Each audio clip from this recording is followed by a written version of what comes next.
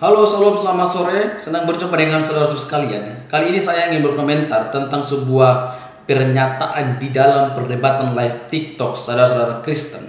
Yang mana di dalam live itu ada beberapa pertentangan yang saya dengar. Yaitu pertama, tentang nama baru yang dimaksudkan di dalam kitab Wahyu itu siapa namanya. Yang kedua, tentang Allah Trinitas atau Tritunggal yang mengatakan bahwa Yesus adalah Bapa, dan ini adalah merupakan pernyataan dari penganut Jesus Only yang mana ini berlawanan dengan pengakuan iman rasuli tentang doktrin Tritunggal. Kedua, orang yang percaya Tritunggal adalah orang yang menyembah tiga Tuhan.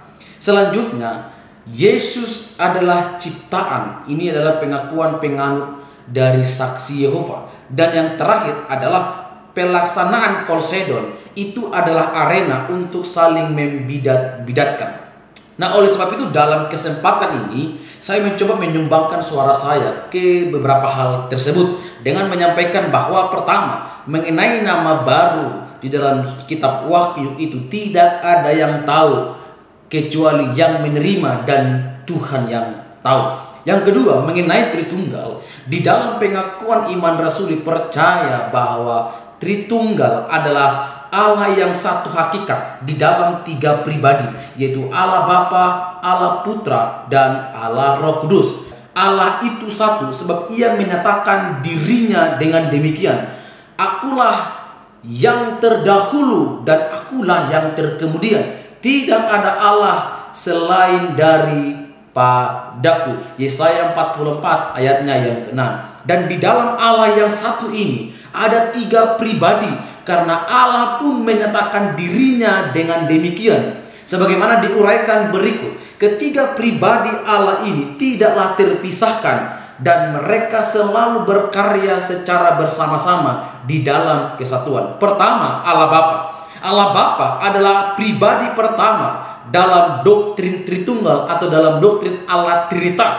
Semua karya penciptaan diatributkan kepada Allah Bapa. Namun dengan demikian penciptaan terjadi melalui sabda Allah yang adalah putranya sendiri, Yesus Kristus, dan dengan kuasa Roh Kudus. Yohanes pasal 1 ayat 1 sampai 2, Kejadian pasal 1 ayat 1 sampai 2. Dan Allah Bapa menciptakan dan mengasihi kita dengan kasih yang kekal. Yeremia 31 ayat ketiga. Maka selayaknya kita membalas kasihnya dengan memanggilnya Bapa. Roma pasal 8 ayatnya yang ke-15. Yang kedua, Allah Putra. Allah Putra atau Allah Anak, itu Yesus Kristus, adalah pribadi kedua dalam Allah Trinitas. Dialah yang melaksanakan karya penebusan yang diawali dengan inkarnasi, yaitu mengambil rupa manusia. Filipi pasal 2 ayat yang ke-8. Dengan nama Yesus Kristus, karya inkarnasi memuncak pada sengsara, wafat, dan kebangkitan Kristus. Dan karya penebusan merupakan karya Kristus dalam kesatuannya dengan Allah Bapa dan Roh Kudus. Sebab inkarnasi terjadi karena Roh Kudus yang turun dan kuasa Allah Bapa yang menaungi Maria ibunya, Lukas pasal 1 ayat 35, sehingga Kristus sang firman yang berinkarnasi menjadi manusia, menjadi daging di dalam rahim Maria.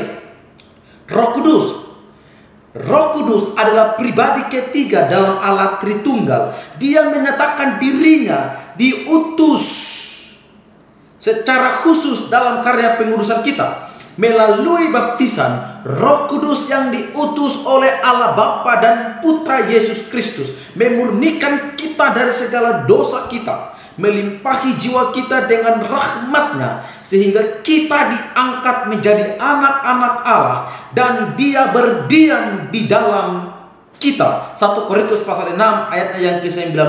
Oleh sebab itu, selayaknya lah kita menjaga kemurnian tubuh kita dan dengan demikian memuliakan Allah. Jadi meskipun kita sering menghubungkan karya penciptaan dengan Allah Bapa, penebusan dengan putranya yang tunggal Yesus Kristus, dengan pengudusan daripada Roh Kudus, namun sesungguhnya semua karya itu, baik penciptaan, penebusan, dan pengudusan adalah karya Allah Bapa, Putra, dan Roh Kudus. Jadi pernyataan yang mengatakan bahwa Yesus adalah Bapa itu sendiri, itu salah.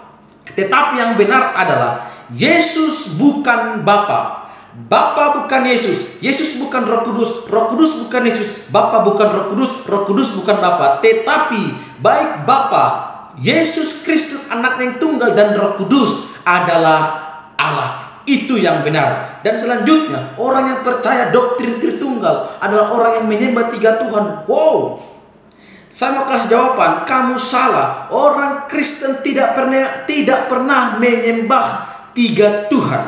Kamu yang mengatakan bahwa orang Kristen menyembah 3 Tuhan, itu karena kamu tidak pernah belajar dan berlagak tahu, padahal kamu tidak tahu, alias kamu menunjukkan kedunguan kamu tentang kekristenan. Kamu mengaku Kristen, tapi kamu tidak menerima doktrin ini. Kalau kamu tidak menerima tentang doktrin Tritunggal, jangan mengatakan kalau orang Kristen itu menyembah 3 Tuhan. Itu dengan sama saja kamu naik ke permukaan lalu mengatakan bahwa kamu itu dungu atau sebutan yang lain sebagainya. Selanjutnya, Yesus adalah ciptaan. Inilah pengakuan dari saksi Yehova. Jawabannya adalah Yesus itu bukan ciptaan. Sebab Yesus adalah anak Allah. Dia tidak diciptakan. Sang Putra Yesus Kristus mengenakan tubuh jasmani yang berinkarnasi menjadi manusia pada titik tertentu di dalam sejarah manusia. Yohanes 1 ayatnya yang ke-14. Umat Kristen menyebut ini dengan peristiwa inkarnasi, itu mengambil rupa manusia. Lalu selanjutnya yang terakhir, pelaksanaan Kolsedon itu adalah arena untuk saling membidat-bidatkan. Wow, ini lebih bodoh daripada yang bodoh. Ya, pelaksanaan Kolsedon itu tidak terjadi sebagai alasan untuk membidat-bidatkan, tidak.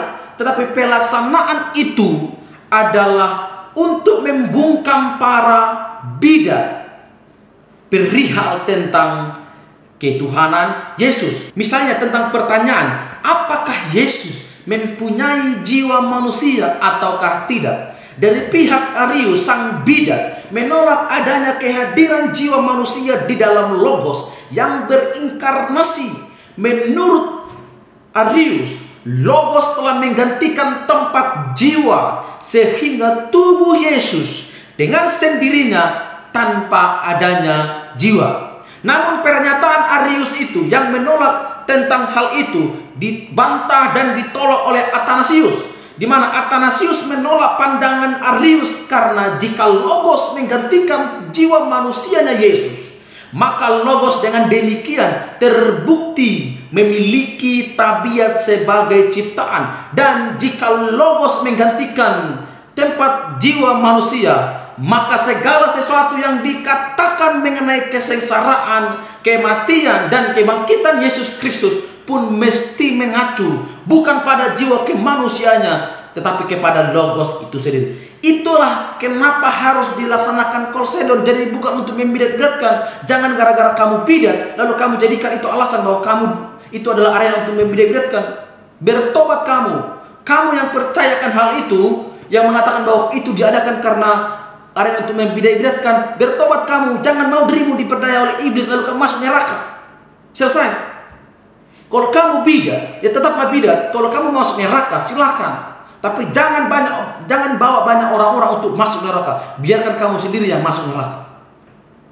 Sekali lagi, biarlah video ini menjadi video edukasi bagi saya saudara. Dan kiranya Allah Tritunggal, Allah Bapa, Allah Putra Yesus Kristus, dan Allah Roh Kudus yang akan menuntun saya dan saudara untuk terus mau belajar dan diajar hingga memiliki pengetahuan yang benar tentang Yesus Kristus, tentang kekristenan, tentang denyut jantung kekristenan, yaitu doktrin Tritunggal. Terima kasih. Salam, Tuhan Yesus memberkati.